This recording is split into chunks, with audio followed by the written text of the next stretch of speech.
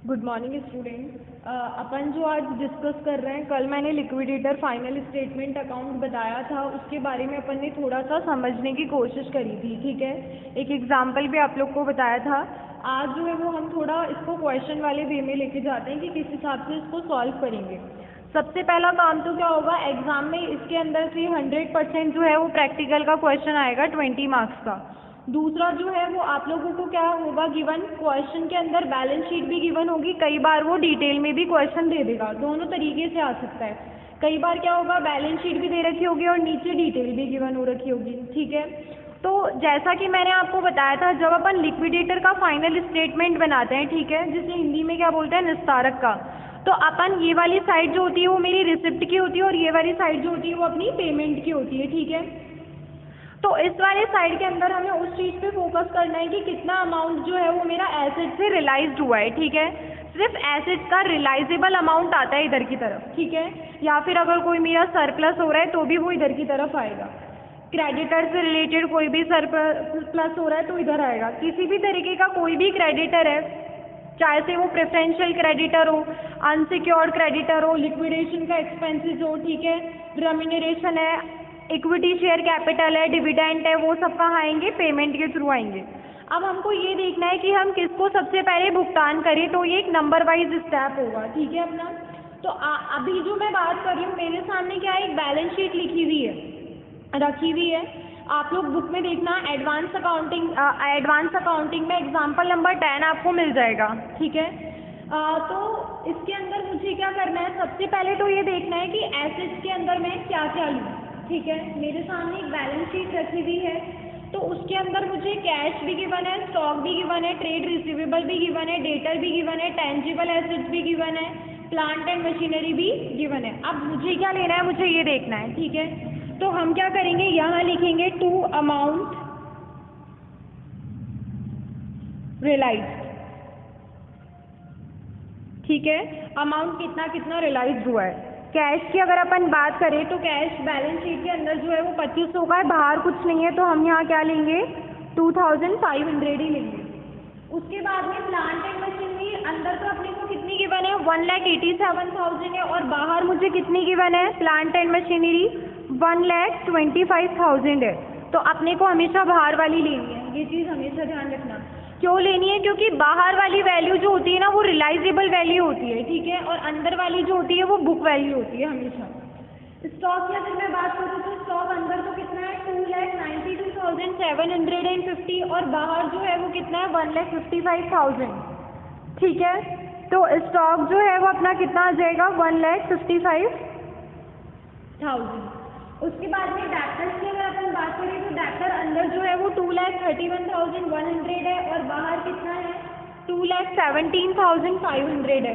तो डैक्टर्स अपना जो आ गया वो कितना है, 2,17,500। ठीक है, ये हो गया अपना डैप्टर। ठीक है, इसके अलावा और कुछ भी गिवन नहीं है। लीज होल्ड प्रॉपर्टी मुझे लेनी नहीं है, क्यों नहीं लेनी है, क्योंकि एक तरीके से मैं बाद में समझाऊंगी कि हमने लीज होल्ड प्रॉपर्टी क्यों नहीं ली है एसेट्स के अंदर।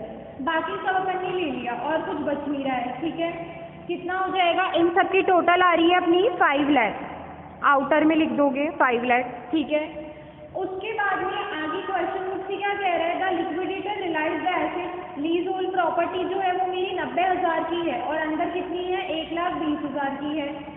लिक्विडेटर का जो एक्सपेंसेस है वो कितने हैं, 2,501.50 है। तो हम बाय साइड में क्या लिख देंगे, 2-3 लाइनें छोड़ के, बाय लिक्विडेटर एक्सपेंसेस कितना है, 2,501.50। ठीक है, उसके बाद में प्रेफरेंशियल क्रेडिटर, यहाँ तक तो छोड़िए, लिक्विडेटर को जो रेम्यूनरेशन मिल रहा है, अब यहाँ क्या लिखेंगे, बाय लिक्विडेटर रेम्यूनरेशन। अब इसने क्या करा है, रेम्यूनरेशन की परसेंटेज मुझे गिवन है, कितनी परसेंटेज है, 2.5%। तो क्या है, रियलाइजेबल अमाउंट पे लगाना है। ठीक है, तो 2.5% तो जो है वो अपना रियलाइजेबल वैल्यू पर लगेगा। अब रियलाइजेबल वैल्यू पर कैसे लगेगा ये अपन देखेंगे अभी। ठीक है, उसके बाद में क्या कह रहा है, 2% जो है वो सेल ऑफ एसेट्स पे, अनसिक्योर्ड क्रेडिटर पे लगेगा, इंक्लूडिंग प्रेफरेंशियल क्रेडिटर। अब मुझे ये देखना है बैलेंस शीट के अंदर जो है वो मेरे को क्रेडिटर किस हिसाब से दे रखे हैं, ठीक है। तो सबसे पहला काम तो मुझे क्या करना है, वर्किंग नोट के अंदर जाना है और दो पार्ट बनाने हैं। एक तो बनाना है अनसिक्योर्ड क्रेडिटर का, ठीक है, और एक बनाना है प्रेफरेंशियल क्रेडिटर का। ये दो पार्ट जो है वो मैंने बना दिए, ठीक है। अब मुझे क्या करना है, जो जो गिवन है, जैसे मुझे सन्ड्री क्रेडिटर गिवन है, ठीक है, तो मुझे नॉर्मल सन्ड्री क्रेडिटर्स गिवन है, ये मेरे क्या हो जाएंगे, अनसिक्योर्ड क्रेडिटर होंगे, ठीक है। सन्ड्री क्रेडिटर दैट मीन्स मेरे अनसिक्योर्ड क्रेडिटर, ये मैं यहाँ लिख लूँगी, ठीक है। उसके बाद में और क्या गिवन है मुझे, रेट एंड टैक्सेस गिवन है, रेट एंड टैक्सेस। अब आप लोग ये सोचेंगे कि मैम ने रेट एंड टैक्सेस जो है वो प्रेफरेंशियल क्रेडिटर्स में क्यों डाले, तो हमेशा मेरी बात को ध्यान रखना कि जो ऐसे भुगतान, ठीक है, ऐसा पेमेंट जो 6 महीने के अंदर अंदर हो जाता है, वो सब मेरा क्या होता है, प्रेफरेंशियल क्रेडिटर का पार्ट होता है, ठीक है। तो टैक्सेस और रेट्स वगैरह वो सब कहाँ आएंगे, प्रेफरेंशियल क्रेडिटर्स में आएंगे। उसके अलावा मुझे क्या गिवन है, सैलरी एंड वेजेस भी गिवन है, ये भी कहाँ आएंगे, प्रेफरेंशियल क्रेडिटर में आएंगे। सैलरी और वेजेस कितना गिवन है, 14,000। उसके अलावा और क्या गिवन है, मैनेजर डायरेक्टर का कमीशन गिवन है 30,000 रुपये, ये मेरा कहाँ आएगा, अनसिक्योर्ड में आएगा।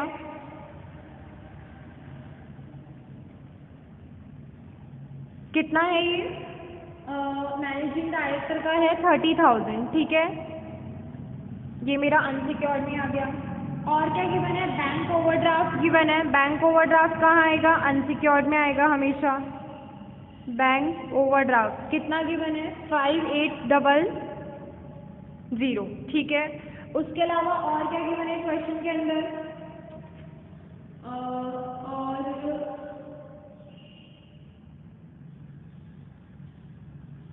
हाँ, फिलहाल के अंदर अपने पास यही गिवन है, ठीक है। अब आगे ध्यान देंगे, आगे किस हिसाब से है।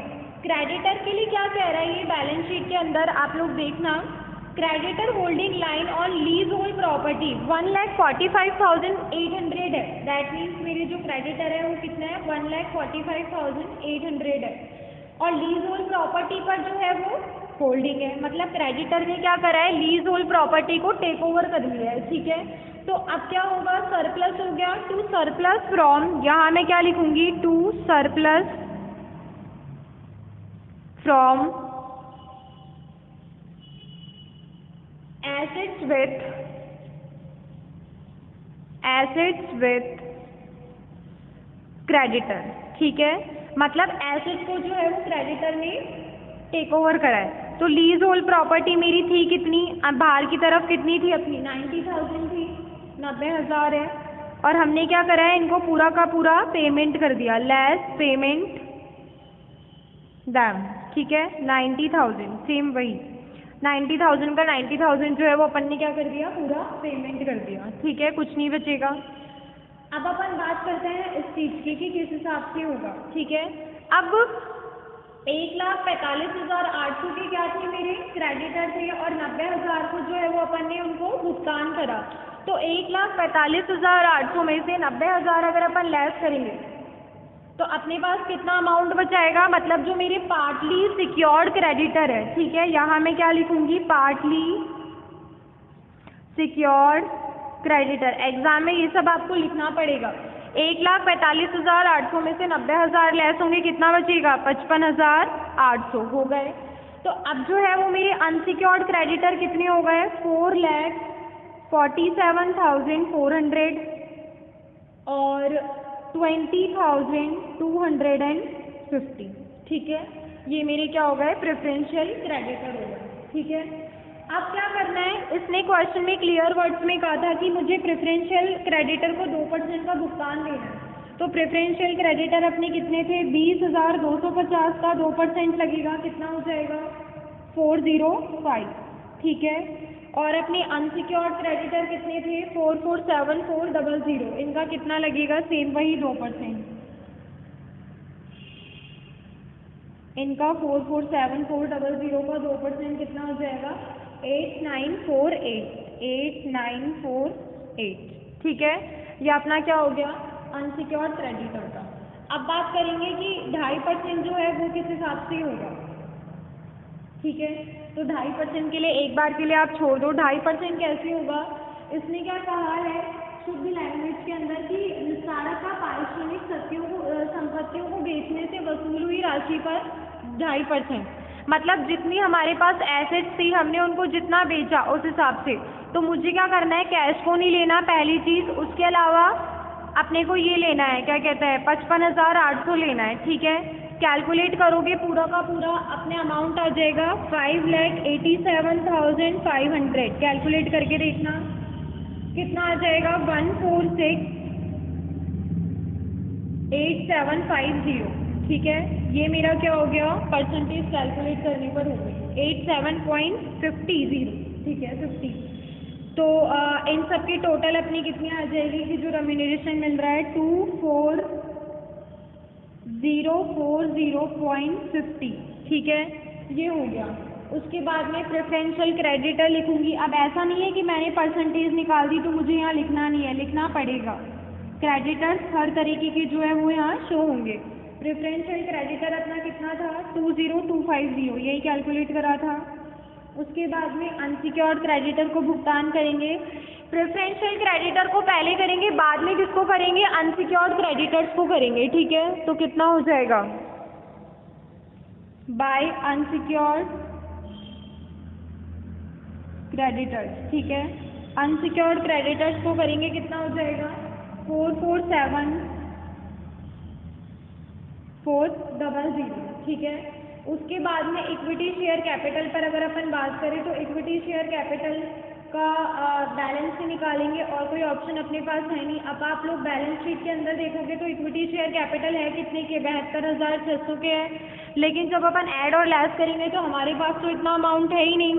तो हमारे पास जो आएगा ऐड लेस के बाद, तो सबसे पहले हम किसको पे करेंगे, इक्विटी शेयर कैपिटल को। अगर क्वेश्चन में इक्विटी शेयर होल्डर्स नहीं है तो फिर मैं किसको करूँगी, प्रेफरेंस को। लेकिन पहले इक्विटी शेयर को देखना होगा, है लेकिन इस क्वेश्चन में, तो हम क्या कर देंगे, by equity share capital. Add less करेंगे तो अपने पास कितना हो जाएगा, 5808। ठीक है, 0.00 ये अपना अमाउंट बचेगा। अब 5808 को अपन इसमें करेंगे 72,600 में डिवाइड करेंगे तो मेरी क्या होगी, फाइनल डिविडेंड की वैल्यू आ जाएगी कि फाइनल अपना डिविडेंड कितना होगा। करके देखना, 1 पैसे आएंगे, 0.8 पैसे जो है वो मेरी डिविडेंड की वैल्यू आएगी। एग्जाम में आपको हर तरीके से इसको वर्किंग नोट में शो करना है और इसके अंदर से 20 मार्क्स का क्वेश्चन जो वो आएगा। यूनिट 5 है ये अपनी, और अपने को जो है वो इस वाले चैप्टर पे काफ़ी मेनली फोकस करना है। ठीक है, काफ़ी इजी है अगर समझ में आ जाता है तो। ठीक है, बाकी का जो है वो अपन नेक्स्ट क्लास के अंदर डिस्कस करेंगे।